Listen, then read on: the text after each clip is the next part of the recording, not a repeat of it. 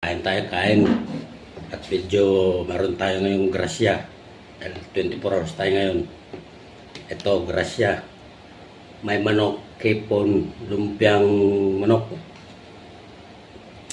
Ay nagbigay nito, Muslim. Lamang walang baboy ito, kaya di man ako kumakain ng baboy. Nakatipid tayo ngayon. Kung masipag ka lang mag-assist ng parking, ay ulam ka na. Paminsan-minsan tanggalin natin yung nga at paminsan-minsan tanggapin natin yung binibigay na grasya. Kasi kabulag daw tumanggi sa grasya. Ito, may hipon, manok na andok, tsaka lumpiang manok. Manok yung laman.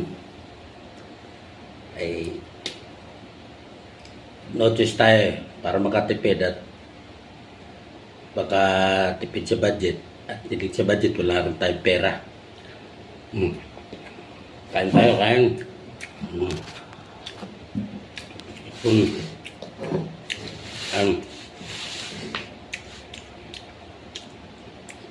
Talagang napakasarap na ipon eh. Alam, kagawardya, kain tayo. May nabigyan sa atin ng ulam. Medyo nakakaya. Paminsan-minsan kailangan natin tanggalin din ang iya para makalibre rin kahit paano. Siyempre, nagtitipid sa budget. Ito lang natin, wala tayong budget. Wala naman tayong pera. No choice, kailangan natin tanggapin to. Kaya ulam na rin. Medyo sosyalin yung ulam, kaya